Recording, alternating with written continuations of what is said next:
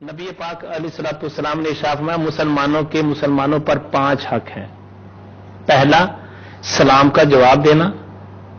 یہ یاد رکھیں، جو سلام کا جواب نہیں دیتا نا، قیامت والے دن اس کو پوچھ ہوگی، امیری کے نشے میں، خماری کے نشے میں، عزت کے نشے میں، سیٹ کے نشے میں چھوٹے بندے نے سلام کیا، بڑا جواب نہیں دینا گوارا کرتا۔ فرمایا حق ہے مسلمان کا، سلام کرنے والے کا حق ہے تو مسلمان کو جواب دے۔ نمبر 2، جب وہ بیمار ہو جائے تو اس کی خبر لینے کے لیے جانا۔ مسلمان جب بیمار ہو جائے اس کی خبر لینے کے لیے جانا، یہ اس بیمار مسلمان کا حق ہے۔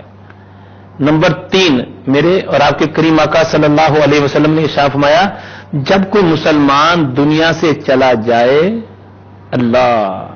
اس کا جنازہ اللہ رب العزت کی رضا کے لیے پڑھنا، بس کسی کے منہ کو جنازہ نہیں پڑھنا۔ ساتھیوں یاد رکھو، مسلمان بھائیوں یاد رکھو، نوجوانوں یاد رکھو، جب بھی جنازہ پڑھنا ہے اللہ کی رضا کے لیے پڑھنا ہے۔ کسی کے منہ کو جنازہ پڑھنے نہیں جانا، اللہ کی رضا کے لیے جانا ہے۔ اور اگر آپ نے اس کا حق ادا کر لیا، جو اللہ کی رضا کے لیے جنازہ پڑھنے کے لیے جاتا ہے، آپ کو پتا ہے اللہ تعالیٰ اس کے گناہ معاف کرتا ہے، اس کے درجے بلند کرتا ہے، مرنے والے کے بھی اور پڑھنے والے کے بھی۔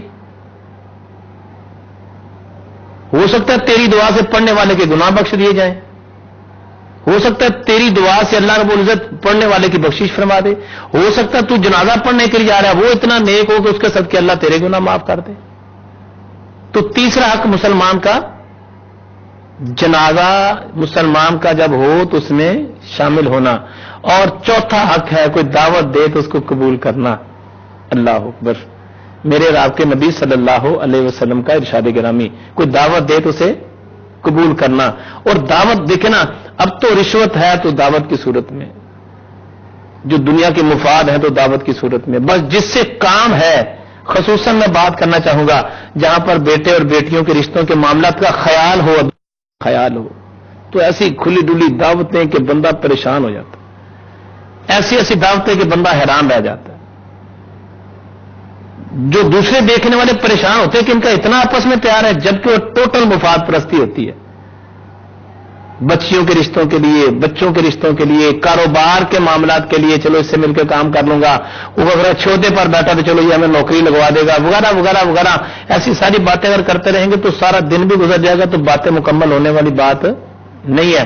لیکن صرف دعوت جب بھی کسی کی کرنی ہے تو اللہ کی رضا کے لیے کرنی ہے، دنیا کے مفاد کے لیے نہیں کرنی۔ پھر اللہ کی رضا کے لیے جب دعوت کریں گے تو انعام پتہ کیا ہے؟ پھر اللہ تعالیٰ جس نے اللہ کی رضا کے لیے دعوت کی، مہمان جب کھانا کھا کے جاتا ہے تو اللہ مہمان نواز کے گناہ معاف کر دیتا ہے۔ پھر آخر میں یہ بھی فرمایا میرے اور آپ کے نبی صلی اللہ علیہ وسلم نے، آخر میں یہ بھی فرمایا جب چھینک آئے مسلمان کو تو چھینک کا جواب دینا۔ اللہ، چھینک کا جواب دینا، یہ بھی میرے اور آپ کے نبی صلی اللہ علیہ وسلم کا ارشاد گرامی ہے، چھینک کا جواب دینا۔ اللہ، رسول اکرم صلی اللہ تعالی علیہ وسلم کا ارشاد گرامی، یہ 5 حق ہیں مسلمانوں کے مسلمانوں پر۔